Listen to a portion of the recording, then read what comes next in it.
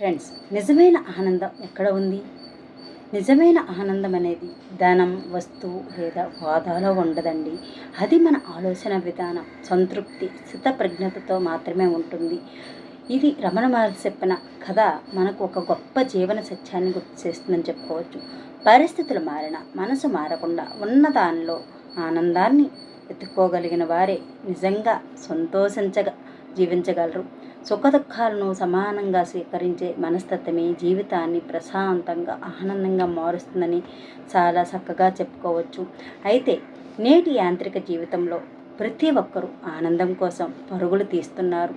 Seat నిండా డబ్బు, పెద్ద ఇల్లు, విలాసవంతమైన జీవితం ఉంటేనే సంతోషం వస్తుందని చాలామంది భావిస్తున్నారు. కానీ నిజమైన ఆనందం బాహ్య పరిస్థితుల్లో కాదండోయ్, మన మనస్తత్వంలోనే ఉందని భారతీయ తత్వవేత్తలు, మహనీయులు ఎప్పటి నుంచో చెబుతూ ఉన్నారు. ఇక భగవాన్ రమణ మహర్షి చెప్పిన ఒక కథ నిజమైన ఆనందం ఎక్కడ ఉందన్న గొప్ప జీవన సత్యాన్ని మనకు అర్థమయ్యేలా చేస్తుందని చెప్పుకోవచ్చు. ఒకసారి ఓ వ్యక్తి రమణ మహర్షిని ఆయన ఆశ్రమంలో కలిశారంట. కష్ట సుఖాలు ఒకే విధంగా ఎలా ఉండగలం అని రమణ మహర్షి గారిని ఆయన ప్రశ్నించడం జరిగింది. అందుకు మహర్షి ఓ చిన్న ఉదాహరణ ఆయనకు అర్థమయ్యే విధంగా చెప్పడం జరిగింది. ఒక పేద యువతి ఇళ్లల్లో పనులు చేసుకుంటూ జీవనం సాగించేది. ఆమె ఎప్పుడూ చిరిగిపోయిన పాత బట్టలే ధరించేది. ఆమె పరిస్థితిని చూసిన ఓ ధనవంతుడు ఖరీదైన కొత్త దుస్తులు కొనిచ్చాడు. ఆ ఊహించని కానుకతో ఆమె అంతా ఆనందపడింది. చాలా ఆనందపడింది. మరుసటి రోజు ఆ కొత్త దుస్తులు వేసుకుని స్నేహితులతో చాలా ఉత్సాహంగా గడిపింది. అయితే ఆ తర్వాత రోజు ఆ కొత్త దుస్తులను శుభ్రంగా మడతపెట్టి పెట్టెలో దాచుకొని మళ్ళీ తన పాత బట్టలే వేసుకొని పనికి వెళ్ళింది.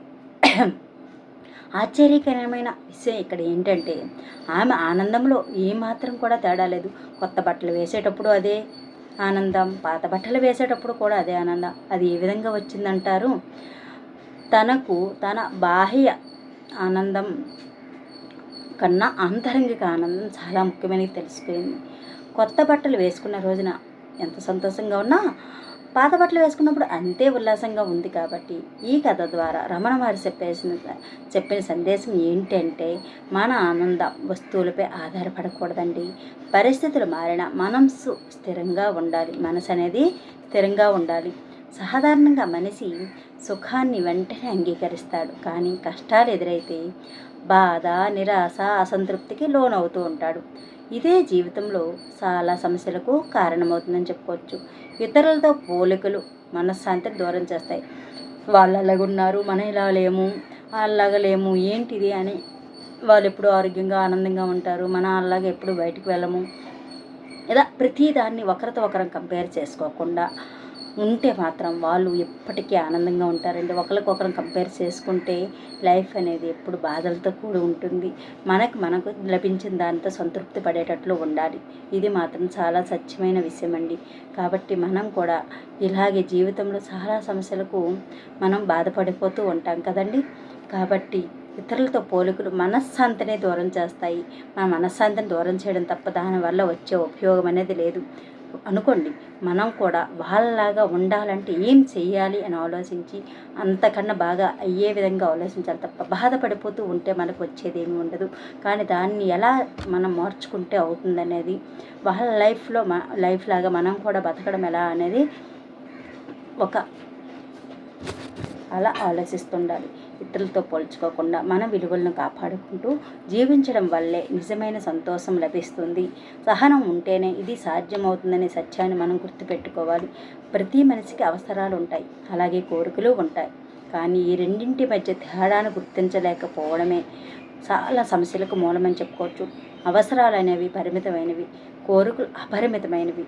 అవసరాల కన్నా కోరికలు అనేవి చాలా అపరిమితంగా ఉంటాయి. అనంతమైన కోరికలను తీర్చుకోవాలని ఆరాటంలో కొందరు అడ్డదారులు కూడా తొక్కుతారు. తమ వద్ద ఉన్నదాన్ని ఆస్వాదించకుండా లేని దానికోసం నిరంతరం పరుగులు పెడుతూ ఉంటారు. సంపాదన పెరిగే కొద్దీ వ్యసనాలు, ఆడంబరాలకు అలవాటు పడి చివరకు మనశ్శాంతి కోల్పోయి జీవితాన్ని క్లిష్టంగా మార్చుకుంటారు.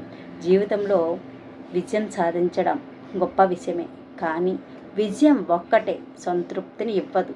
తృప్తి అనేది మనసుకు శిక్షణ మన మనసుకు శిక్షణ ఇస్తేనే దాని ద్వారా వచ్చే గొప్ప ఇదేంటంటే గొప్ప గుణం అనేది మన మనసుకి ఇచ్చుకునే శిక్షణ ద్వారా ఈ గుణం అనేది అలవాడుతుంది.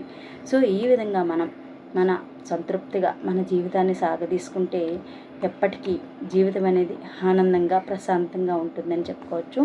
సంతృప్తిగా ఉండడానికి సాధన చేయండి. ఆడంబరాలకు అసంతృప్తికి లోనవ్వకుండా ప్రశాంతంగా ఉండడానికి ప్రయత్నం చేయండి. Thank you so much. అలాగే మన వీడియోస్ని మొదటిసారిగా చూస్తున్నట్లయితే సబ్స్క్రైబ్ చేసుకోండి, లైక్ చేయండి, షేర్ చేయండి. మీకు ఇంకా ఎలాంటి వీడియోస్ కావాలన్నా కామెంట్ చేయండి. దీనిపై కూడా మీ అభిప్రాయం ఏంటో మాకు తెలవండి. Thank you.